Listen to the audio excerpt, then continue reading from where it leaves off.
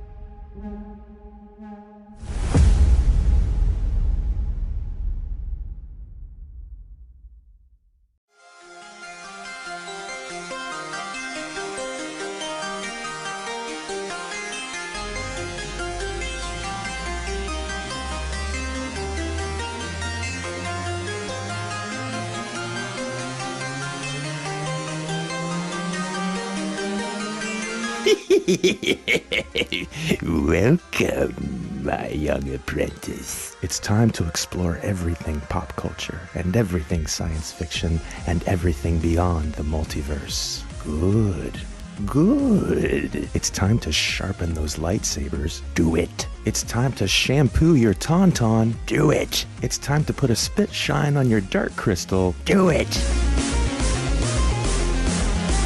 So pull up your favorite beanbag, remove those tendies from the air fryer, because this is PopXcast.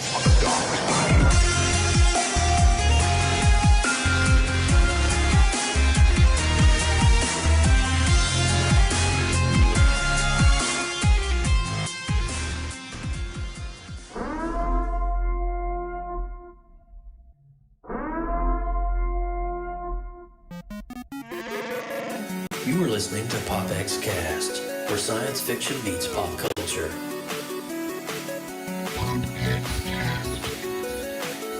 Here we go! PopXcast. I was born in it, molded by it.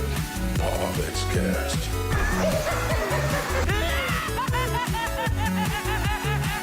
The strings on me. Autobots, transform.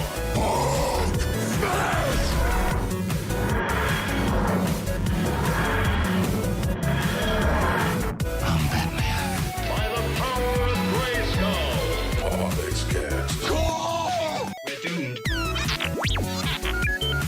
Goal here at Tyrell. More human than human is our motto.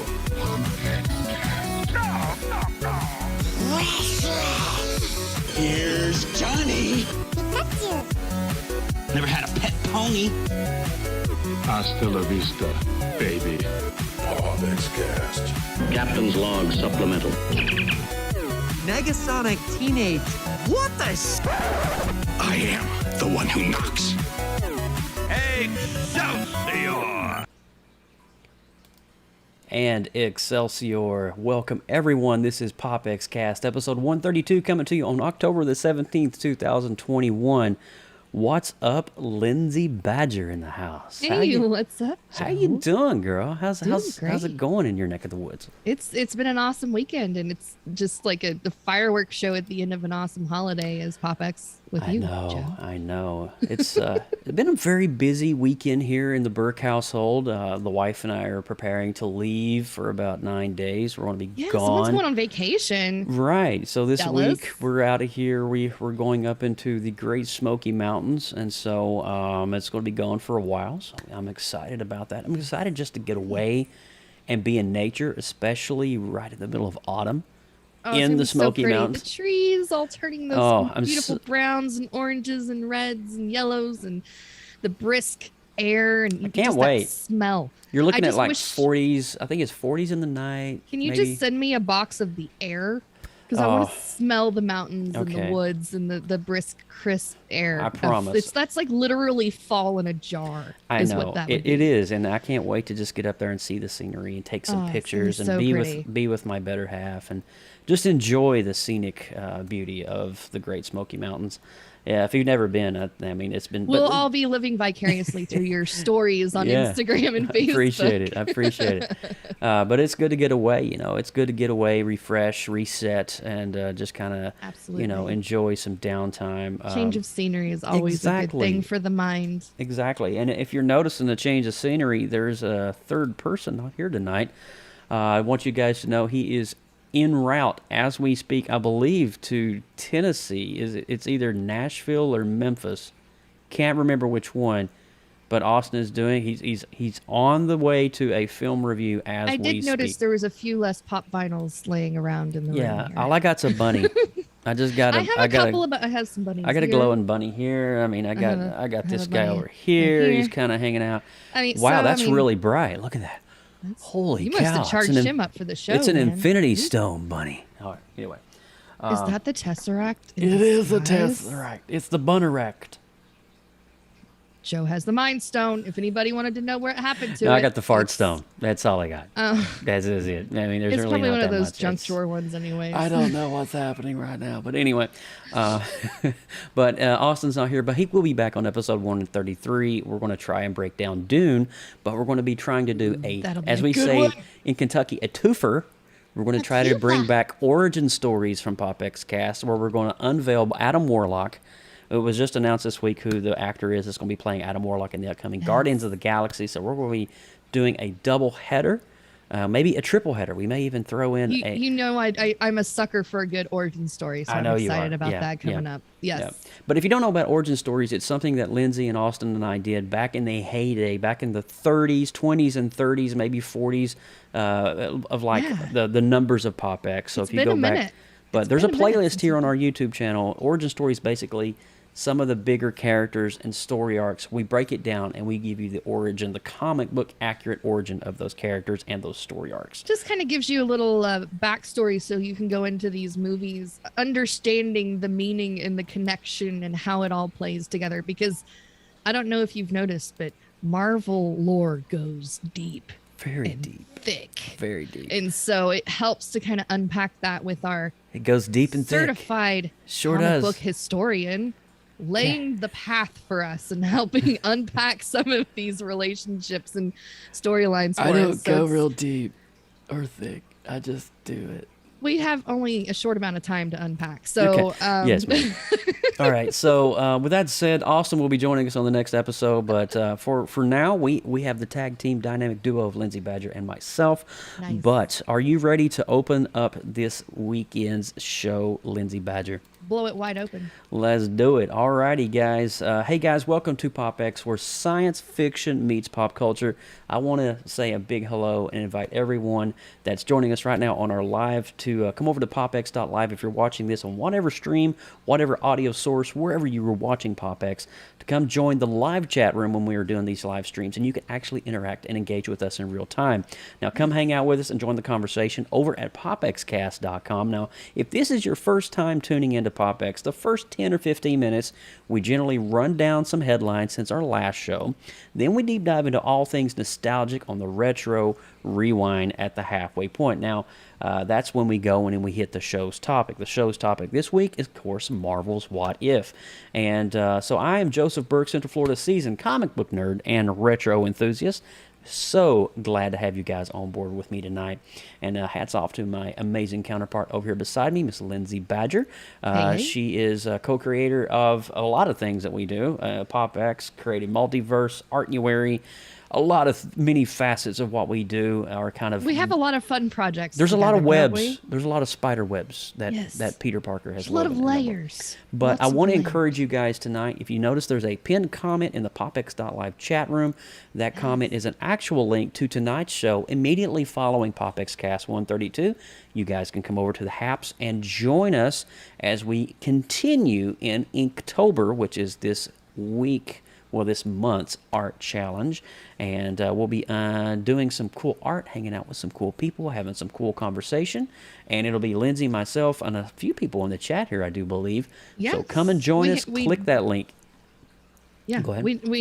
we do have some art crew with us that regularly hangs out with us, but we love anybody to come by and come get nerdy with us over on the post show and unpack and get to know us a little bit better, and we get to know you, which I think is the most exciting part. Absolutely. But our last episode, let's talk about that for a second. Episode 131. I can't believe I'm even saying that number It's right crazy. now. That's It's such ridiculous. a big number. Yeah. All right, so we did a little review of the sequel of the Venom movie called Venom Let There Be Carnage, and we took a look back at the movie The Lost Boys on the Retro Rewind, which was a fun conversation as well. So make sure you go back and check that out on our official website at popxcast.com. And all of the other shows, all 131 past shows, are there for you to enjoy and geek out on as well. If you like what you're checking out tonight, after the show, make sure you go and subscribe. Actually, you can do that right now. How about we all do this together? Let's click the subscribe button together. Click the bell, turn that on, because we do schedule our lives ahead of time, and so you'll know when we're coming on live next and what the topic's going to be. Also, since that subscribe button's so close, slap that thumbs up. Slap it hard. That thumbs up button. Slap it hard. We like Slap it real hard. And for all of our awesome podcast listeners on all the platforms, please make sure you are reviewing us with a 5-star glowing review. Maybe say some kind words. It makes us feel good about ourselves. And I'm glad you mentioned that, Lindsay. I want to make Yes? a quick announcement here. Oh, please. PopX, over the past, since our last show, we are now streaming on some of the major networks, including Player FM, Pandora, iHeartRadio, Google Podcasts, Listen Notes, and TuneIn with Alexa. Can't say her because my house is wired with her. Let's But not trigger. if you say the command, she will play the show. If you search us on Pandora, wherever, PopXcast is now there. So That's right. enjoy, all right? And while we're clicking buttons, hit the share button Please. to any of your favorite social media so that you can have your friends join you in the live chat too. It'll be great. It'll be fun All right. times. Are you ready for some news? Let's unpack that. Yes. Are you We're ready? going to unpack all the things tonight. We're That's unpacking like a my lot. phrase We're tonight, packing it so up. you're going to We're hear it a unpacking couple times. Oh, no, that's it. All right, so I'll be right. Don't go anywhere. We'll be right back. PopX News coming your way right now. Extra, read all about it. This is PopX News, coming to you live right here on PopXcast.com. All right. Well, my wife and I, we had the pleasure of watching this particular film just last night. truly mind-blowing as we are watching this. John Carpenter is literally at the height. I think it's some of his best stuff he's doing here lately. Halloween Kills is literally slaying it at the box office this weekend. And its opening weekend, the sequel from the director David Gordon with producer John Carpenter will earn $50.35 million in its first 3 days at the box office. Now, that's the strongest opening for a horror movie on an R-rated film since the pandemic began. It's also enough to dethrone Daniel Craig's James Bond, oh my gosh, I can't believe this, No Time to Die, for the top spot on this weekend's chart. What? Michael Myers beat out Bond? has beat out Bond. I am not lying. Shut the front door. No Time to Die saw a 55% drop from last weekend's franchise best opening weekend, earning another $24 million to bring its domestic total to shy of $100 million. Now, critics aren't loving Halloween Kills as much as the fans, giving it kind of a rotten aggregate rating on Rotten Tomatoes. Now, it's one of those ones, it's critics, fans. You know, you got your franchise lovers. But comicbook.com's Patrick Cavanaugh gave the film a middling 3 out of 5 reviews, saying Halloween Kills doesn't really bring anything new to the series, yet does find ways to improve the previously introduced ideas and weaves them together in at least a slightly more effective way. Now, outside of those elements, audiences are given 105 minutes of just Michael Myers stalking, killing his prey on the streets of Haddonfield, Ohio. I mean, it's just crazy how he's doing this. Haddonfield, in relatively new, inventive, and compelling ways. All the while, the signature sounds of the series amplify the intensity of the film. Now, I will say that's not a bad review. It's actually a nice. It's very generous. It's very generous.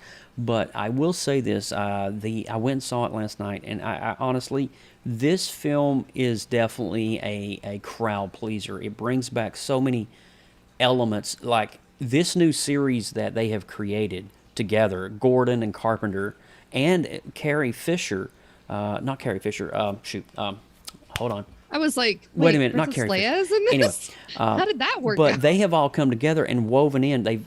They've totally disbanded the entire Halloween movies, starting with Halloween 2 past that. So Season of the Witch, Halloween 4, Halloween 5, Halloween H2O, Halloween Resurrection, none of those exist in this timeline. They're going back to the source movie and creating a trilogy from that, immediately following the events when Dr. Loomis looks over the pier at the end of the 1978 film and he sees on the balcony that Michael Myers' body is gone. What happens then? And this film is just amazing how it does that.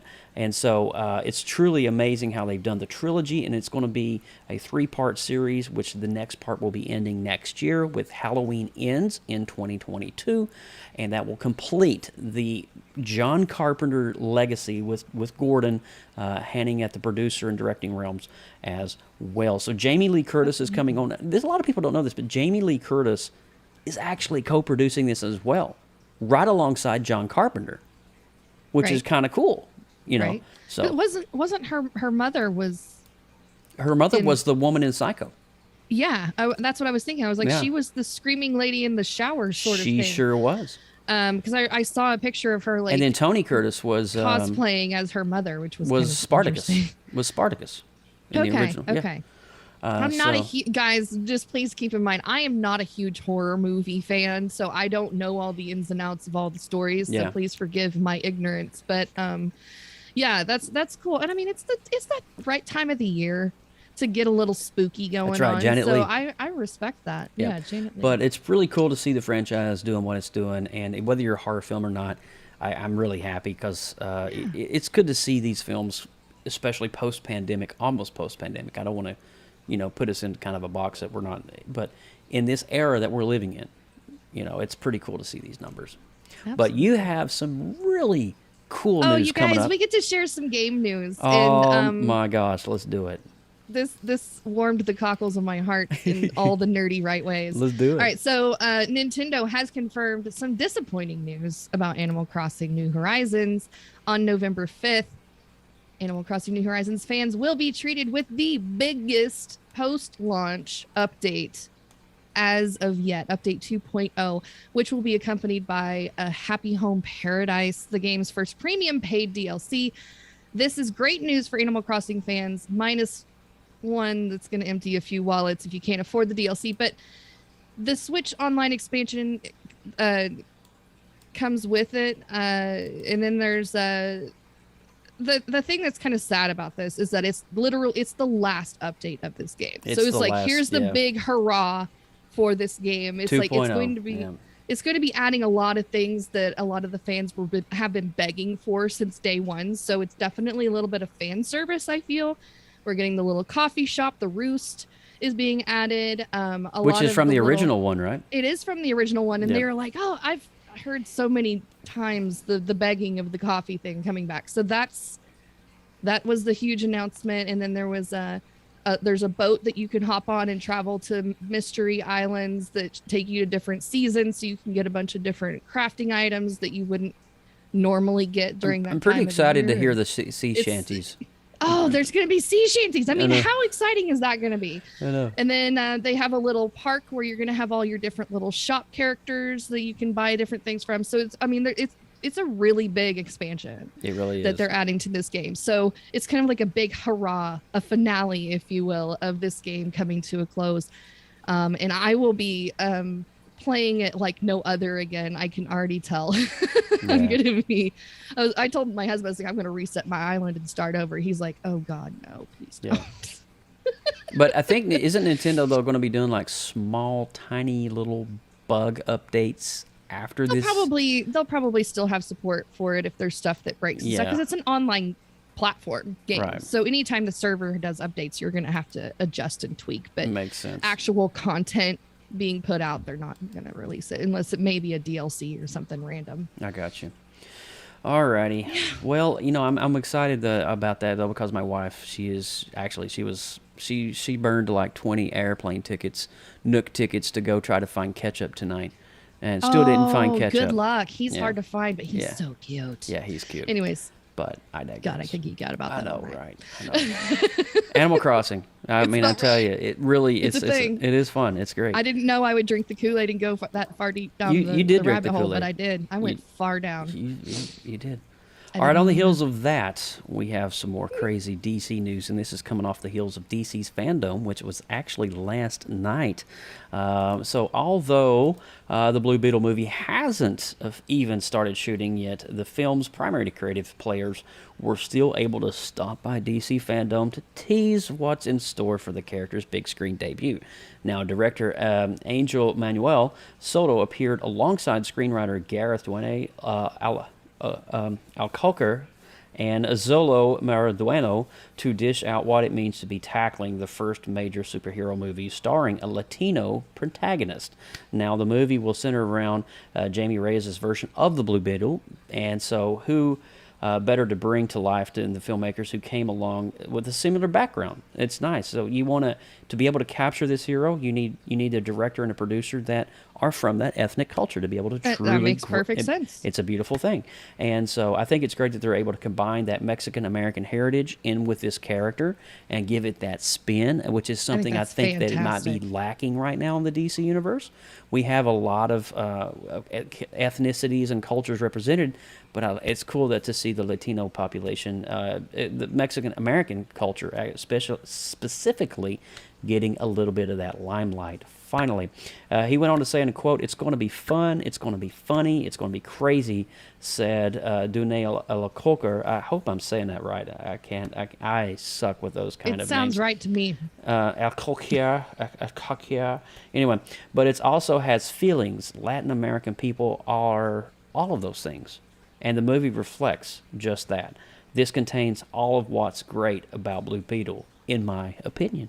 So now, if you guys don't know a little bit about Blue Beetle, he is one of the first OG and aside from Superman, but he was one of the first major superheroes in DC Comics. And he was part of the Justice Society for a little while. But Blue Beetle is just an amazing character. He's right up there with the Shadow and just all of those crazy, the Phantom. And so Blue Beetle goes back, I believe, to the 40s in the original comic books. So he's about as old as Superman and Batman. But pretty cool to see that and what DC is doing I'm with glad that that character. they're bringing that to light and kind of shining. Yeah, absolutely. I like how it has the feelings, because the Latin culture is so passionate and emotional. So I'm glad that it has that highlighted. Absolutely. Absolutely. Blue Beetle, ladies and gentlemen. Blue Beetle. Well, we're going to continue with a little more DC, because it was a big week for DC this week. They had the fandom going on and had a lot of different announcements made this week. Yesterday, we got our first reveals of Matt Reeves' The Batman trailer, among teases of upcoming DC films, including Black Adam, The Flash, Aquaman 2, and news of the third Wonder Woman, announced by Patty Jenkins and Linda Carter. Did you watch the DC fandom yesterday? Was it yesterday? It was yesterday, all day. It was yesterday, Saturday. all day. I didn't get to watch it live, but I did catch a lot of the highlights. Well, I was able here to and watch there today. I watched the first 2 hours of it up until the time we had to go for date night. But what I caught live was pretty cool. They teased Aquaman 2. And it's something with the gods, I think, I believe. Let's go. But I know. Swoon. I love me some Aquaman. Some Momoa. But It's that's... It's in the water. Come on. God, Joe. Okay. I see what For you the did there. children. For the children. For the children.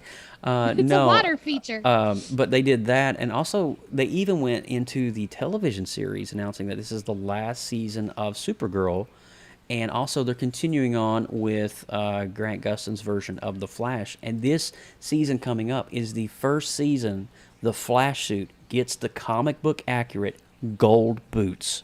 Sweet. So those amazing gold boots. God, I love Grant as the Flash. Oh, he's so good.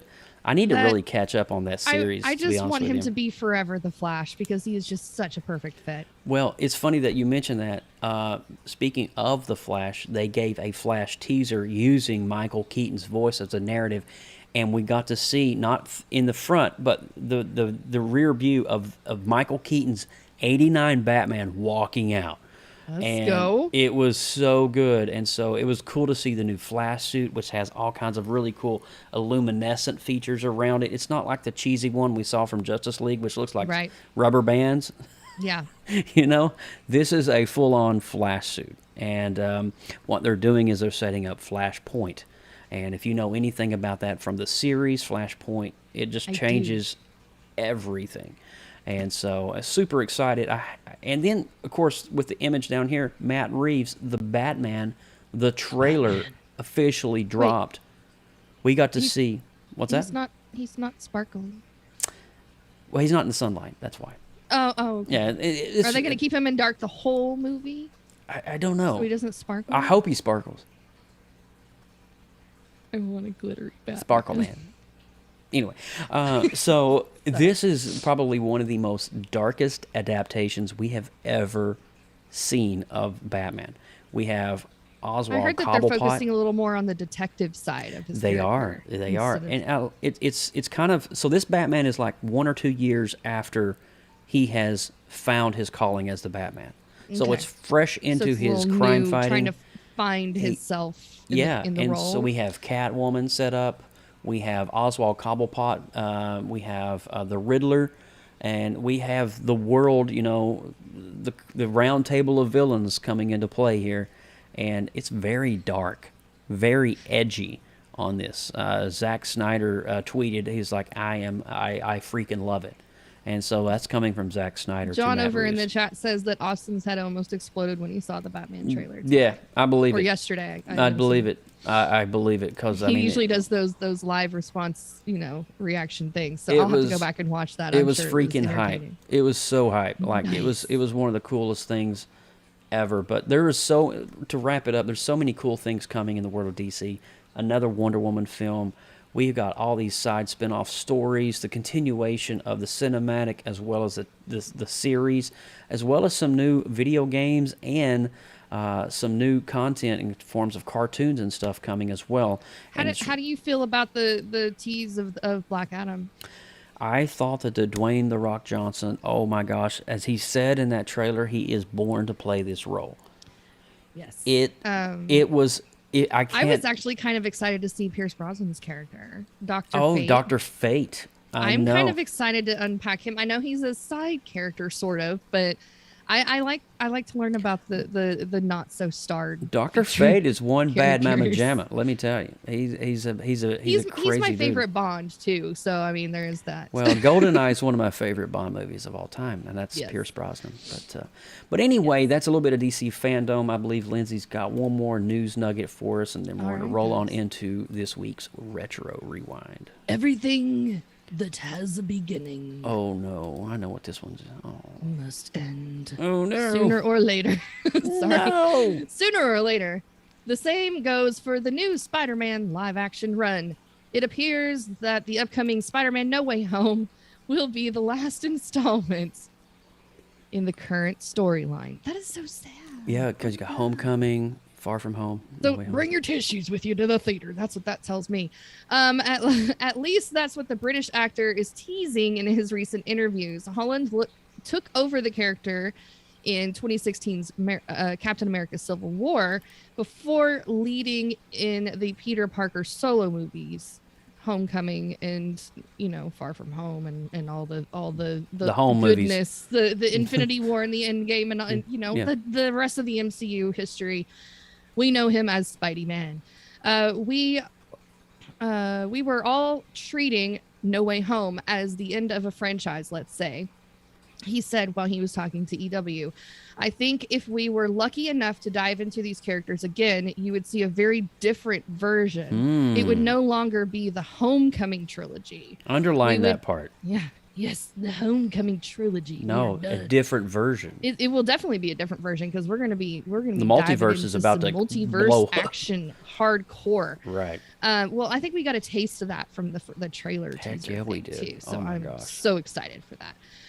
He continues to say we would give it some time to try to build something different and tonally change the films, which makes perfect sense. Whether that happens or not, I don't know, but we were definitely treating No Way Home like it was coming to an end, and it felt like it. That's dark.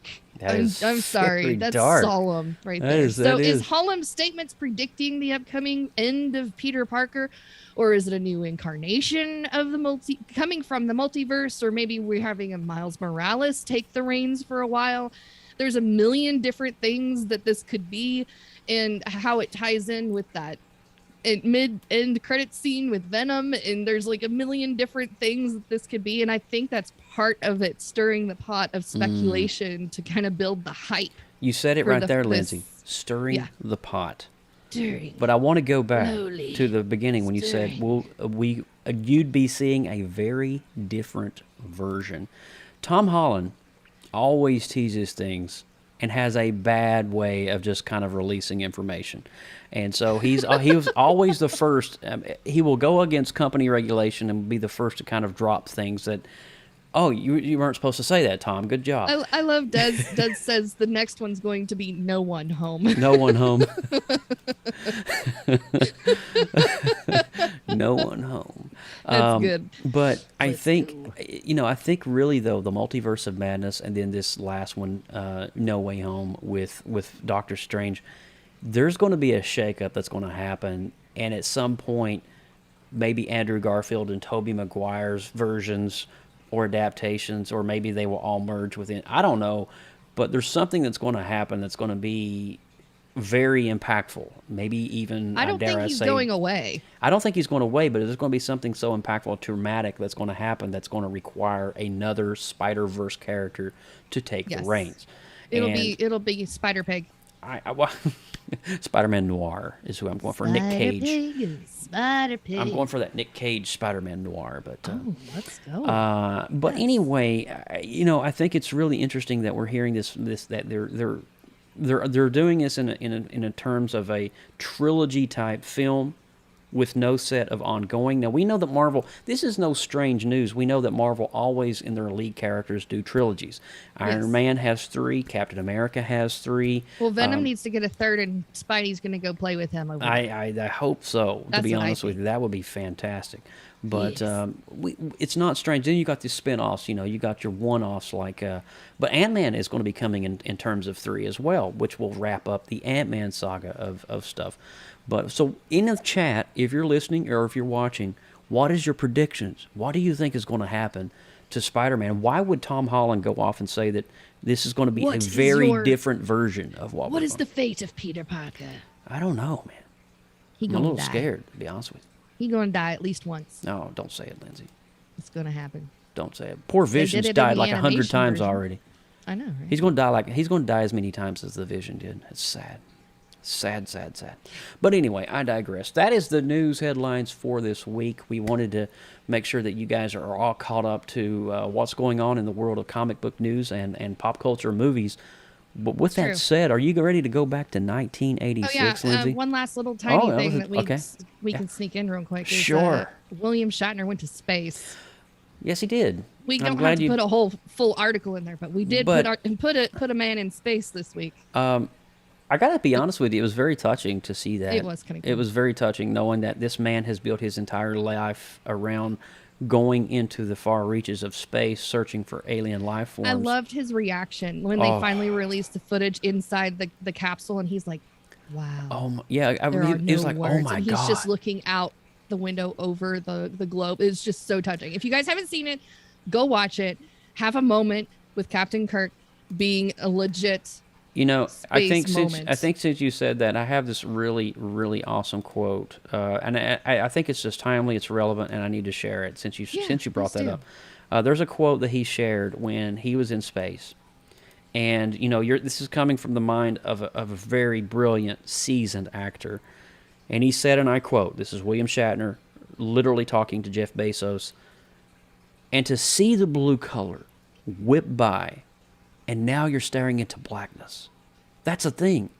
This covering of blue is this sheet, this blanket, this comforter of blue around that we have around us. We think, oh, that's the blue sky. Then suddenly you shoot through all of it, and suddenly you whip up. The sheet is torn off of you when you're asleep, and you're awake, and you're looking into nothing but blackness, into black ugliness. And then you look down, and there's the blue down there, and there's the black up there. And there's Mother Earth and comfort. And is there death? Is that the way death is? End quote. William Shatner. He had such profound remarks. My after gosh. he came back down. So good. And I felt Jeff Bezos wasn't giving him the proper respect. I but don't we're think not so. gonna unpack Yeah, that that's at all. another But thing for another day. I highly encourage you guys to check that out because it was so moving to watch his experience, and it almost felt unrealistic because it was so profoundly realistic. It was, yeah. to me. But But anyway, golly, could you imagine going up there and just what a taking a week. look and then coming back down? That was like the best 15 minutes of his life. what a week for Shatner. That was so cool. Anyways, All right. sorry to No, derail no. the That show was a- there that for was a moment, but I felt perfectly like good we derail. needed to highlight that for just a moment. Absolutely. Let's rewind. Alrighty. Are you guys ready for a little retro rewind? I know we are. We'll be right back. Don't go anywhere. Retro Rewind, Little Shop of Horrors, coming to you right now.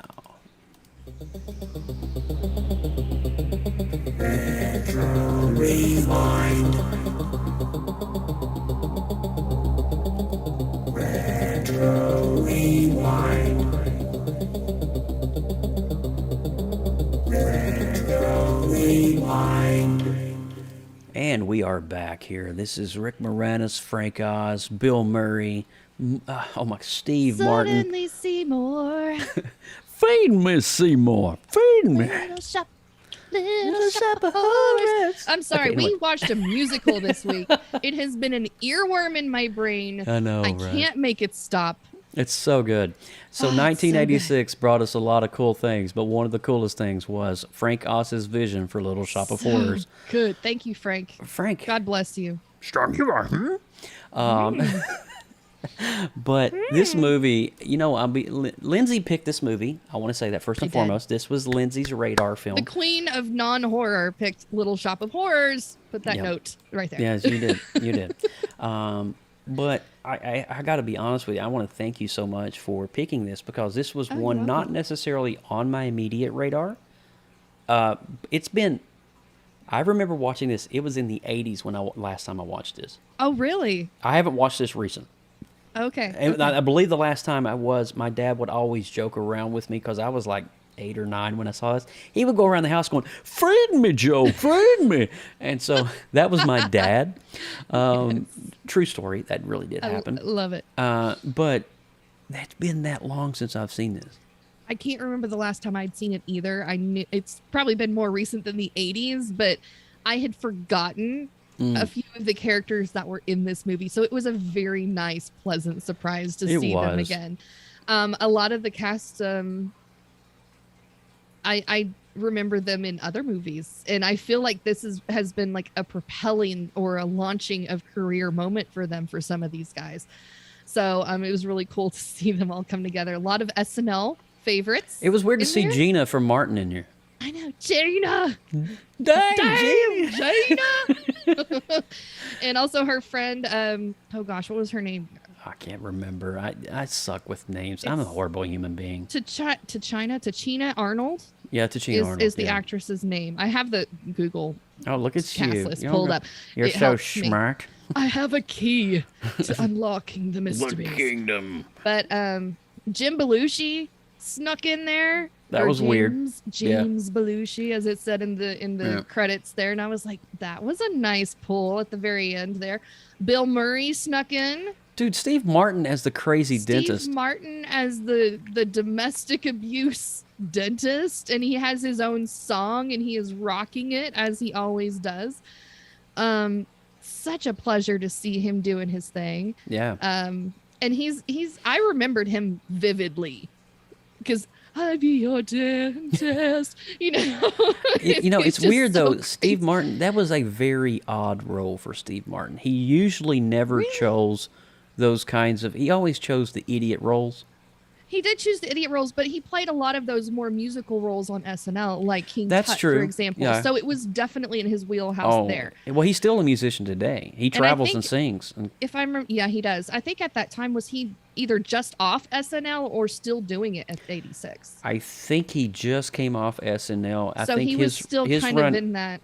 Yeah, I think his run ended in 82 or 83. I don't know that for sure, but I think he had just come off The Jerk. The Jerk was in 79. He had a couple movies in the early 80s, and then, of course, this one in 86, which was a crazy role for him. But it's just weird seeing Steve Martin in this kind of like, crazy S&M bondage leather outfit dentist role. It was kind of like a biker Elvis Fonzie vibe. I don't know. But it was also weird. a dentist. It was strange. Rick Moranis, amazing. Of course. I love as Rick always. Moranis. He's such a sweetheart. Seymour. And Ellen Green and Audrey. Gee, Bella. Oh my gosh, her little squeaky voice. Yeah. It's so cute, but it's kind of grinding at the same time. And you're just like, I forgive you, but I don't blame your boyfriend for. It's kind of like Fran Drescher's voice. I'm teasing.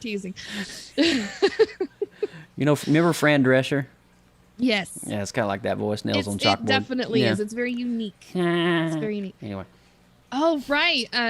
The Three Amigos was also in 86 as well. God, It we need was. to do that movie too. We need to do that movie. Oh my So gosh, good. that's oh my, yeah. But the doo-wop, okay, so the setting is like 1950s, 50s. late 1950s. Yeah. So we're talking about track homes. We're talking about really crappy jobs down in Skid Row and in the whole poverty lifestyle, but you have to go uptown to work and then come back home to the slums. And that's kind of the concept of the environment that the story is set in.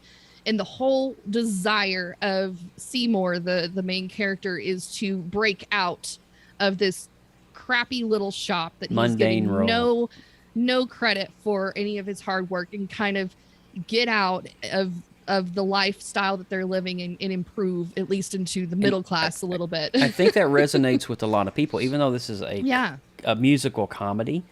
I think it does resonate with a lot of people because honestly, especially today's age where the economy is not so great, you can watch a film like this and you can relate to it, but then you can kind of laugh at the situation as well. And that's hard. That's a fine line in comedy to do when you can laugh at your own shortcomings. Yeah. That is the root and essence of comedy, is when you let yourself be the pun of the joke. Hard to do.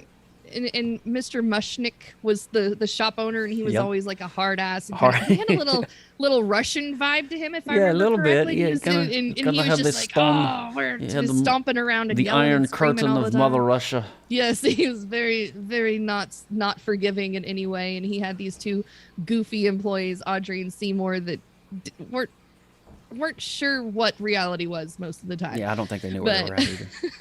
I mean, did this show know what reality was most of the time? I don't think so. But let's talk about Audrey 2 for a minute. Yes. The puppetry. Okay, so the 80s The lips. eyes, How are the lips doing that? the lips are Yeah. like moving. It's not up and down. It's like waving. Now I got a question. Like- I don't know this. Okay. Did Jim Henson Company? I am not sure. I mean, I know Frank Oz. Now, if you don't know who Frank Oz is, I don't know where you've been in the past century. Frank Oz, voice of Levi a lot Stubbs was the voice. I know that. He's a famous singer, a Yes. jazz singer, blues singer. But Frank Oz is amazing. I mean, Jim Henson Company, Yoda, for I'm sure that he had some tap in. I'm with just the- curious the- because it looks very dark crystalish. if Yoda was in the, you stay within your circle of friends for sourcing, I'm sure that it had lots of famous I'm folk curious about something. I know involved Frank with Oz directed the film. I wonder if he did the puppetry. that. Operating of Plan. I'm just curious. It's really interesting. But Previously worked with Oz on the Muppet Show, Dark Crystal, and the Great Puppet Caper. So yeah, we're definitely talking about the same people here. are we really? So these are the same Yes. wheelhouse of people. Okay. Well, that makes sense. I mean, it's just you don't see this kind of puppetry often unless it's coming from people surrounded by the Jim Henson Company or people Yeah. that has been affiliated with that. This is, I mean, you can look at the detail on this, and this looks like something straight out of either Labyrinth or Dark Crystal, right? Does this Yes, not look like something definitely. like that? I love it, and I love how they keep it. The music is what keeps it extremely lighthearted the entire time. True. Also, the color choices. I don't know if you've noticed, but they're nice and bright colors. Skid Row's a little bit more muted, but like the actual Audrey herself is always really bright. The plant colors is really bright. And so it keeps it kind of within the horror scheme, just with the storyline of trying to feed humans to an alien plant. But there's no blood, with the No. exception of what the finger on the finger. finger, That's literally the only blood you see. That you see a shadow of a chopping up of a body, but you never see one drop of blood. Right. Ever. You get the idea. And John Yeah. Poffenbarger over in the chat room, I was going to bring this up, and he hit it up quicker. This is actually stemmed from a Broadway musical play. Yes. That was wrote by Disney creatives and Disney people in the same mindset of that. This was in Broadway many years before it made its cinematic adaptation. Mm-hmm. So this is I can't remember. I want to say in the 60s and 50s is kind of when this came out, and it makes sense because you got the alien life form coming to Earth. Oh, That is we call that in the comic realm the atomic age of comics. You know, Yes. so it's kind of in that Everything's era. all about the aliens. Exactly, 50s, 60s kind of stuff. But all in all, I thought the music was great. I thought the acting, the star-studded cast. It's like the Avengers of the 80s. I loved the little baby ones. at Oh, the yeah, very the little end baby on the ones. vines. Yeah. I was like, I just want to take one home. What about in It's front of so the cute. house? The little baby one in front of the house at the end. That yeah. was a perfect little, Pretty little cute, touch right? there at the very end. It was perfect. But I think honestly, this was a perfectly cast movie, perfectly directed by Frank Oz. If you're not into musicals, you might want to just maybe go hide somewhere in a cave Yeah. for a while because Well, I mean, and this was it was PG-13. Roger Corman, 1960, says John Parkenbar.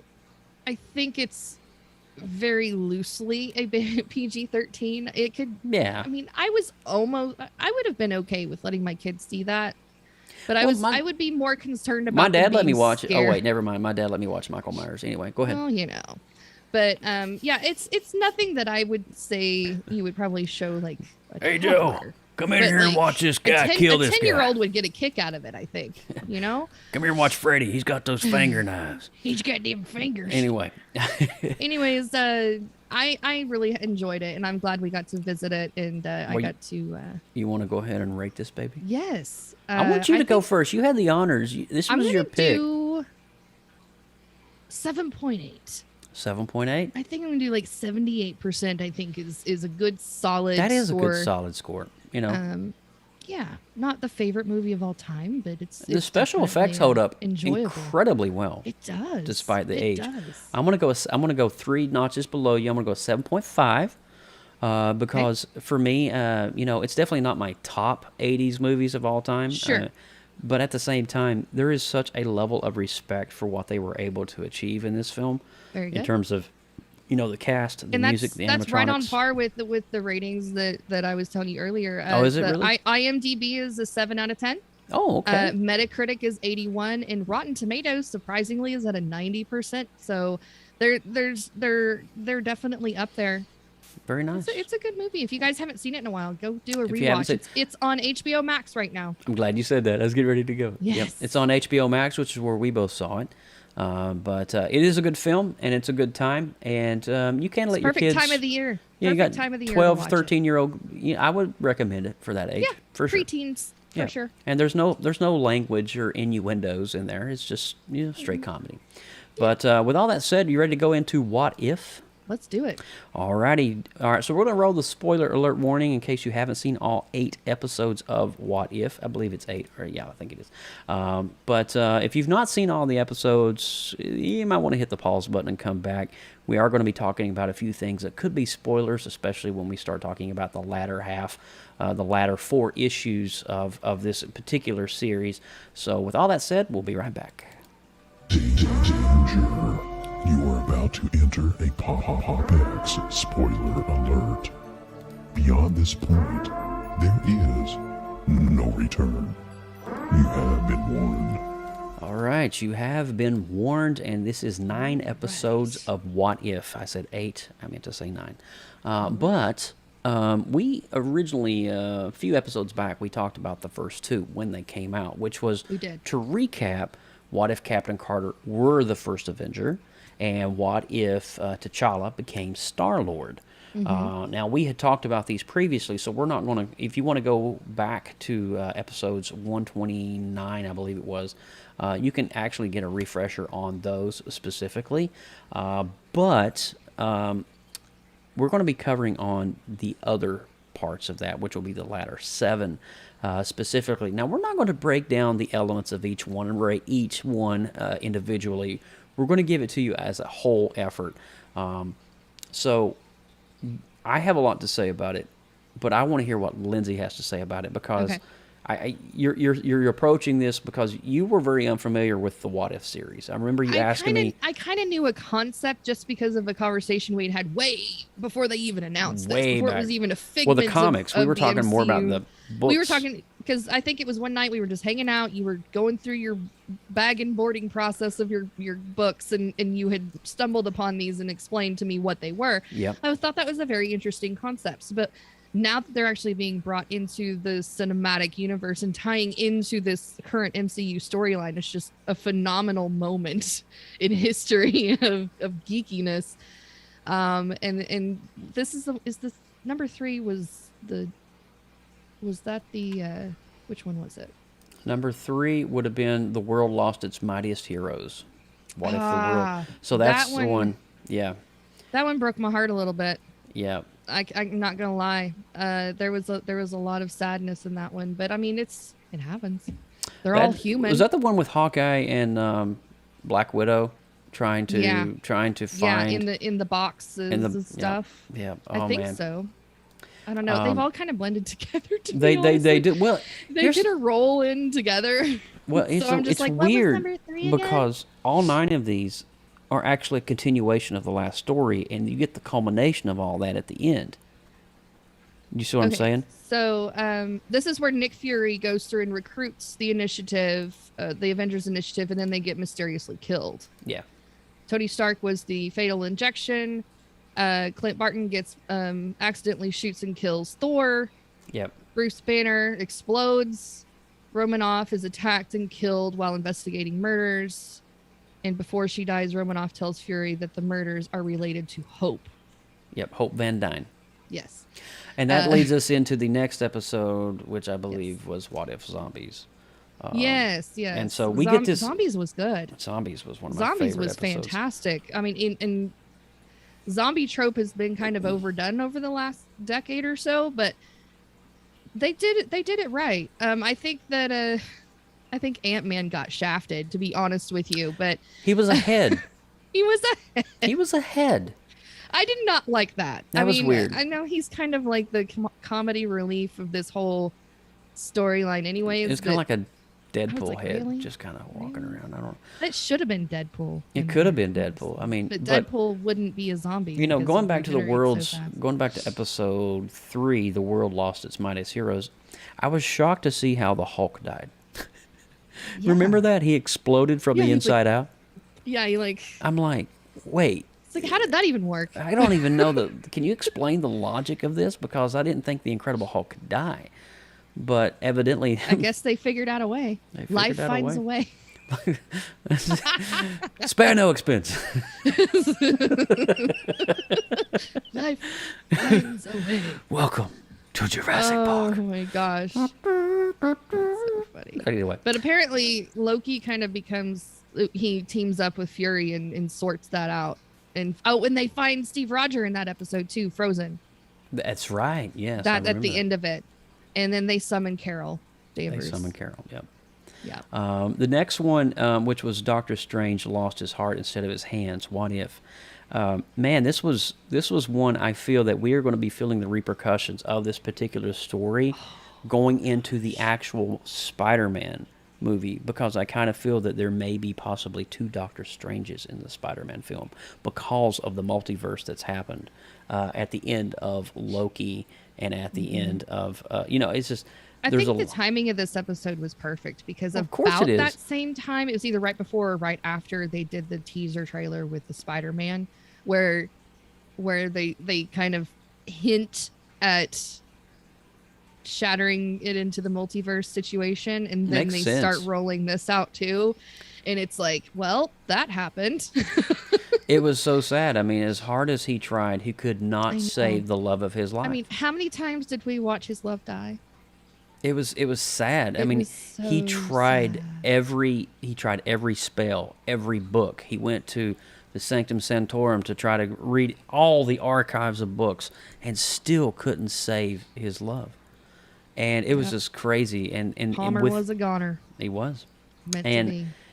You know, within him though released this version, the Dark Doctor Strange, which was there was different. the Strange Supreme, I think, is the official, or Sorcerer Supreme or whatever, is the saggy eyes, super almost, he looks like a vampire without the fangs, is really honestly what it looks like. Kind of, yeah. The evil version of him. And his cloak is kind of purple, and he's got this Agatha Harkness look to him almost.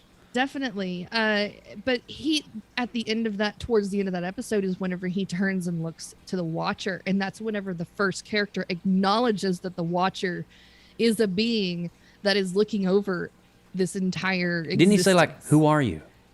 Yeah, it was or like, something who like are that. you? Or he asked him for help. And the Watcher's kind of like, I don't, that's not me, bro. Yeah. I can't do that. Yeah, it was the first time that I think a Marvel comic character, well, in this particular series, was able to look beyond the veil of the multiverse and see the Watcher appearing from the other side. Exactly. Yeah. It was so weird, because cool. we've always seen Watcher watching through, the silhouette in the prism. sky sort of thing, and also the lovely intro. I love the intro to this series. It's so mysterious and it's so good. It has a little bit of a Twilight Zone feel to it, a little bit too, which is kind of cool. Yeah, that's a good point. Yeah, things. But moving on. Of course, we can. Zombies was just off the chain, crazy. It was just unreal. I think the gem of all the zombies had to be Cap, though.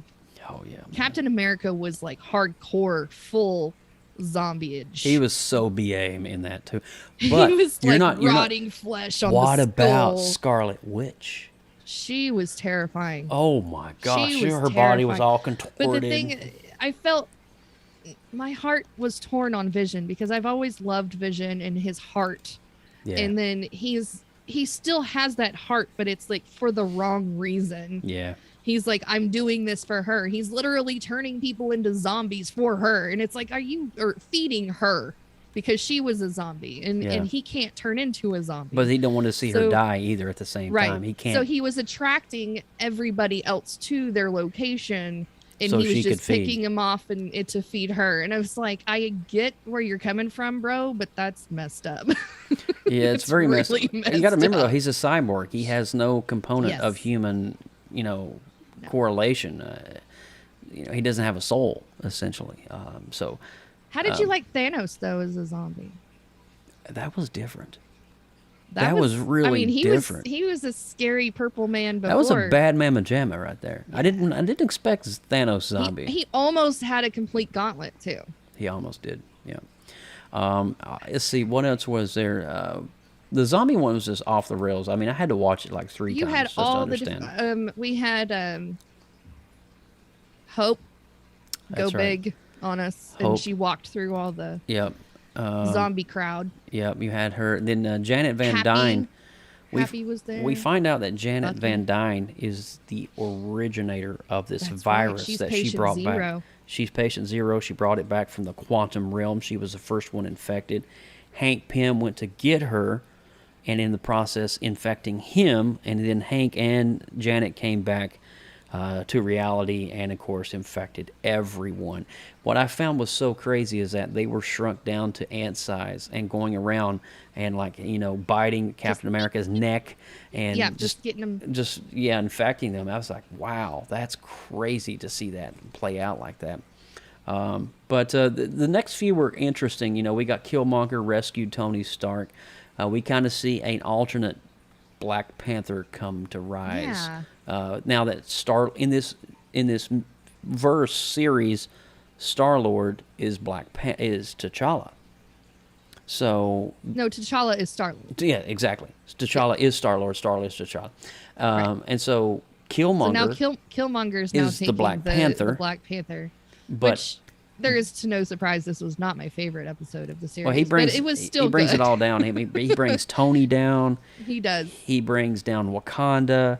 Wakanda's in ruin by the end of the episode. And I loved how Shuri was like not buying it for a minute.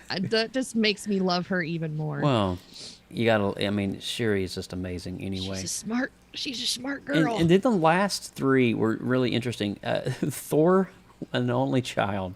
Oh my we got to gosh, see Party it was a Thor. Giant frat party all night. It was so good. It was so good. Okay, so Thor annoyed the hell out of me, but I think that was kind of intended to be that way. Yeah. I loved Darcy.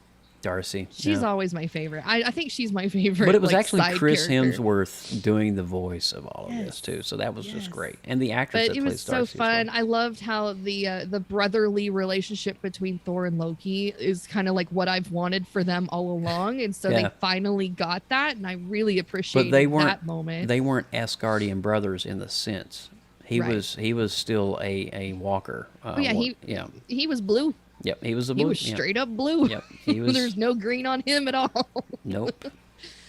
But that was great. And then Jane Foster kind of reprising that moment and teasing a little bit of her role coming into play. Thor: Love and Thunder. Got some Love and Thunder happening.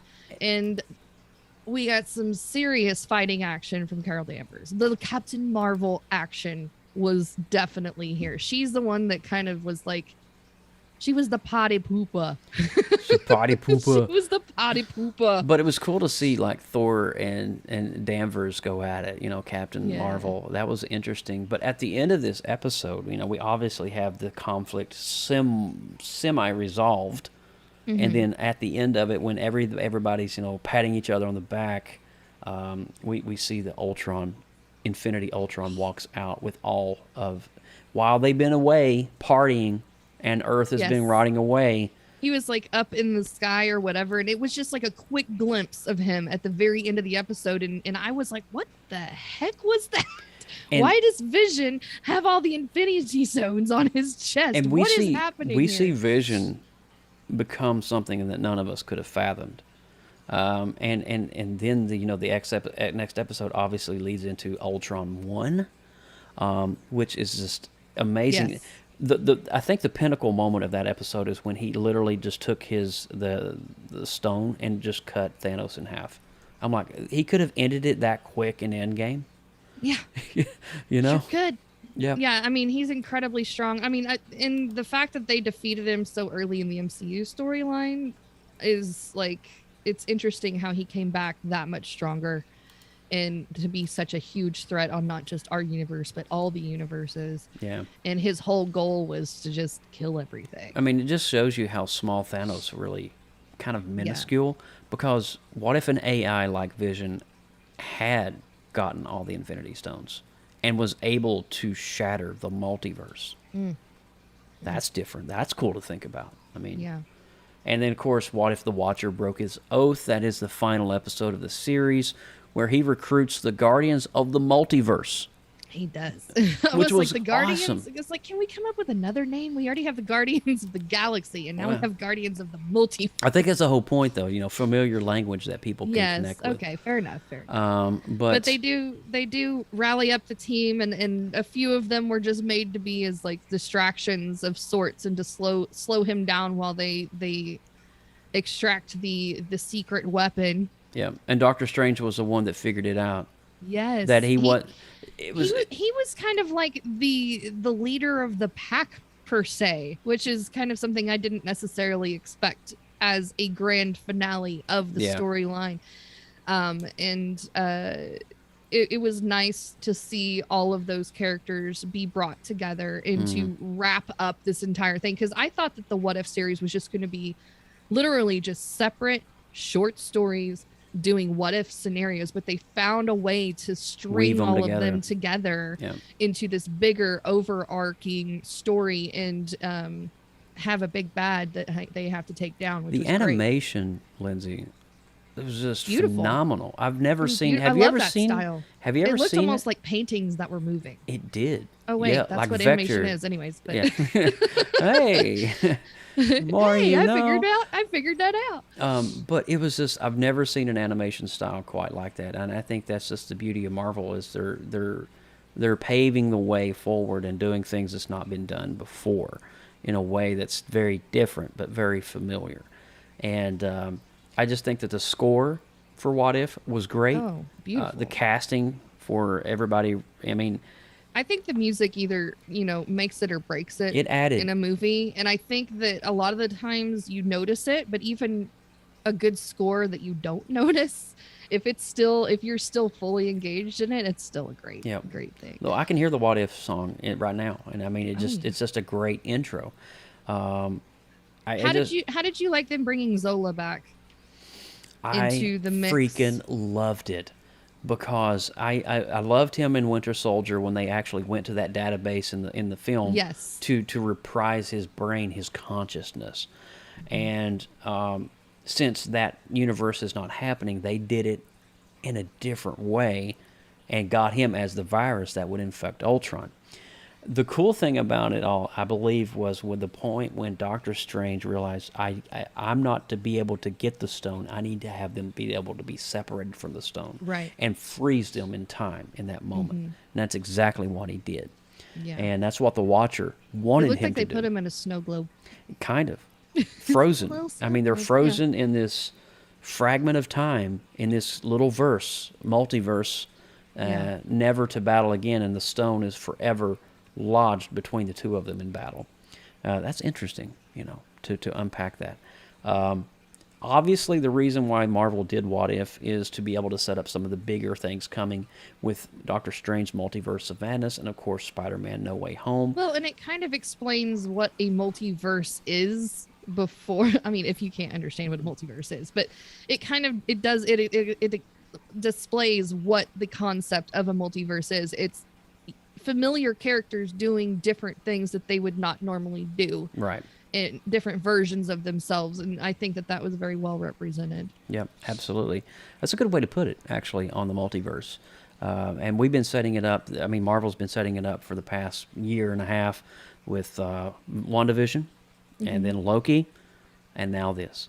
So I don't remember. Did they continue this for a season 2 to bring back more stories? They have later? renewed it for a season 2. Excellent. What If is coming Thrilled back about that. You know what makes a good series is that every week that you watch it, you're like, man, that's the best episode so far. Yeah. Obviously not the first It's one. kind of like watching Mandalorian. You're like, wow. But I mean, I felt like once we got to like episode 3, I was like, man, that was really good.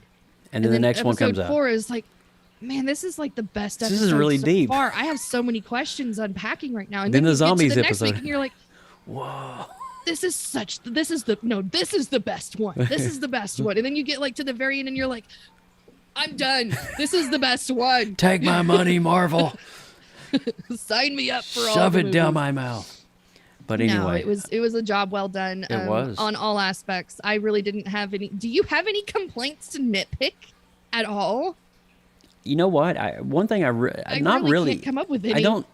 They did this in a 35 minute increment per episode, and I think it was a perfect amount of time to set up the story. Familiar stories that don't really need a lot of story to be told in the back end, because if you've watched a lot of the MCU movies, you already know how these stories end. I didn't feel like there were any storylines that were dragged on too long.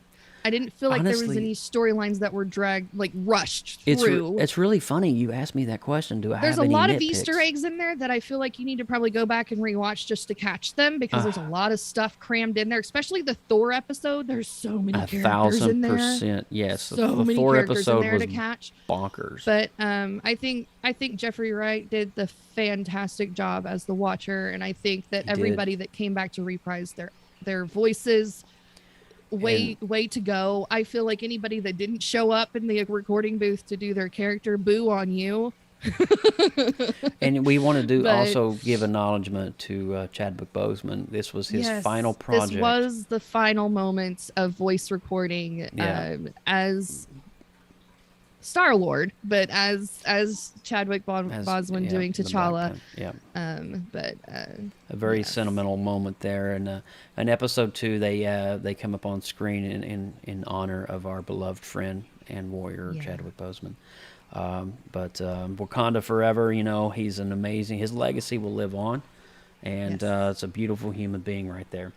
But all of that said, I think you asked me that question, and I've been thinking about that the whole time. Was there any nitpicks? And honestly, I don't think I can find any nitpicks. I mean, I feel like if there wasn't, it's a bridging. Obviously, it's connecting the dots between our current series that we've been watching with Loki and the Scarlet Witch WandaVision. series and all of those, and then bridging the gap over into the multiverse. And I think that's just kind of been priming us for the new phase that's rolling out. John Poffenbarger over in the chat room has a really good, not necessarily a negative, but this is not something for a casual viewer if you don't understand what's going on from the previous films. I can respect that. I respect that. I feel like you lose some views for it not being a standalone. But I think that the intro for the first series kind of explains the concept. It does. So you don't have to know everything to be able to enjoy the mini stories that are laced within. But to be able to understand the full value of the overarching story, you probably should have at least some concept of what we're dealing with. True. Well, are you ready to rate the series as a whole? Absolutely. You want to go first on this one? I would love to. I'm going to go with an astounding 94%. Wow. This was the number that was echoing in the back of my head. I am taking into the fact it is an animated series. It's told outside of the realms of the normal traditional storyline of the MCU, but I do feel that parts of this were going to be woven into the MCU later down the road. We may even see characters from What If be in real life, so I think that's going to be really awesome. The score, the acting, the voice acting, having these characters come back and reprising their roles, it was just a win-win, and a 94% for me. Very good. I was actually going to do a 92 or a 9.2, so that's pretty close. Nice. And I just looked over here. It's a 7.6 out of 10 on IMDb and a 93% on Rotten Tomatoes, so we're right on par with them. We are. Jeremy gives it an 8.7. 8.7. Yeah, if you guys in the chat have a rating, if you've seen this and you have a score, definitely add that Post to it the up. chat. Yep. And we will read that out loud here in a moment. I feel like overall it's a win. I feel like MCU has been knocking it out of the park for most of these. They sure have. Stuff. Absolutely. The series especially. I fear for the series sometimes because, it's easy to fall short on the storytelling aspect because the budgets are a little bit different. And they really knocked it out of the park with this one. I really enjoyed it. I look forward to the second season. Hawkeye is coming in December.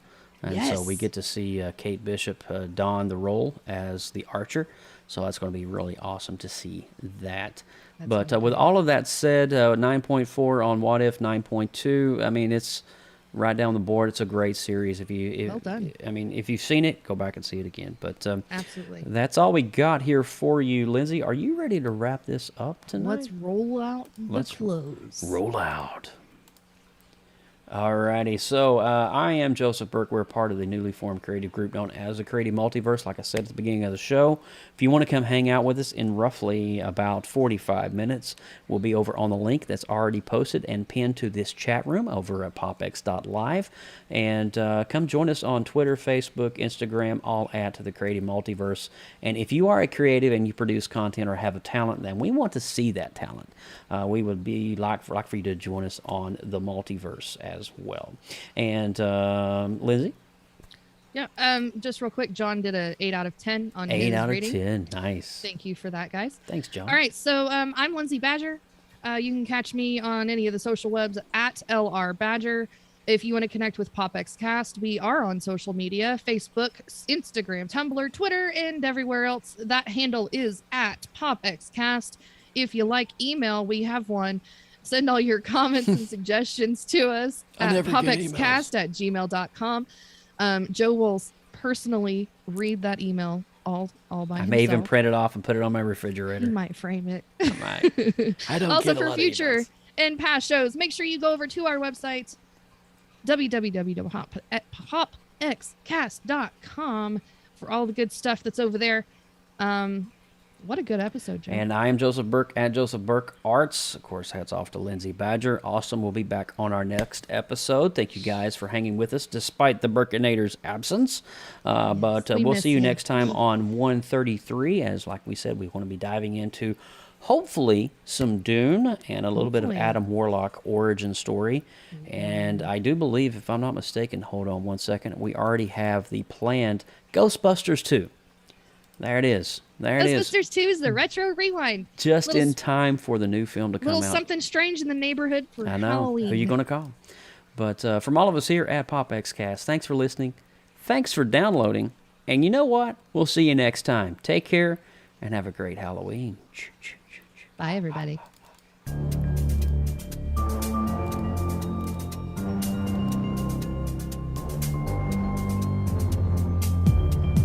From everyone at PopXcast, thank you so much for listening. Please subscribe to our YouTube channel and click that notification bell so you know when we go live next. Drop us an email, popxcast@gmail.com. Throw us up a like on Instagram and all those other social media outlets at PopXcast. Until next time.